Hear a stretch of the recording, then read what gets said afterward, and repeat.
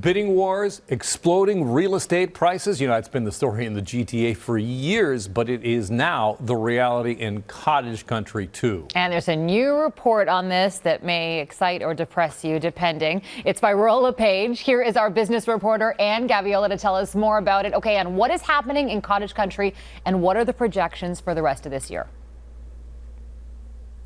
Hey guys, this is a real kind of moment in history. If you talk to Phil Soper, who's the head of Royal LePage, Canada's largest real estate brokerage, and he says never before have we seen this kind of blurring of the lines between people's primary property and the recreational property. So let's do a quick rewind in terms of what happened last year. This trend was already playing out, and that helped to push prices in cottage country up by 16%.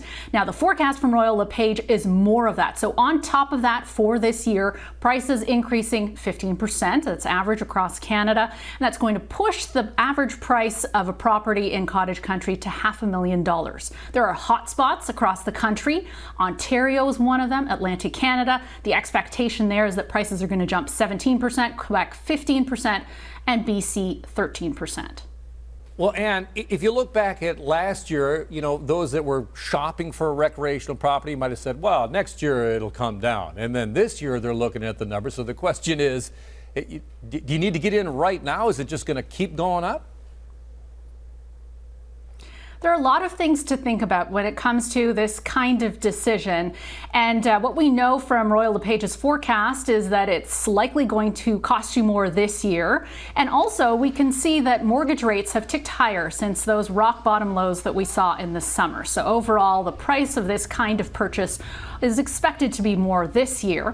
But you have to think about, is this the right decision for you and for your family? Economists that I talk to like to remind me that even though it feels like we've been in pandemic mode forever, that your situation, the reality, your ability to work from home or skip the commute may look quite different in a couple of years, in a decade, and that should all kind of flow into your calculations of whether or not now is the right time for you. Okay, I'm looking for a glimmer of hope for those of us who don't own cottages. Is there a specific region in cottage country that's seeing an increased demand? And on the flip side, is there still an area of opportunity? Well, if you head due north from Toronto, you'll run into the Muskoka Lakes. That region is hot, one of the hottest in the country.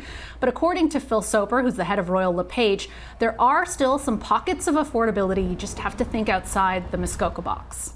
If you east and west, although it's not the bargains it was 15 years ago, it's still much cheaper. So, and if you're willing to go even just another 45 minutes, it makes a big difference. So Rideau Lakes, or to the west towards Lake Huron, Lake Erie, you can find a much more affordable property. And another bit of advice, if you are thinking of making this kind of move, it's probably a good idea to try it out if you can, maybe rent in the area, not just during peak season, but also during the off season.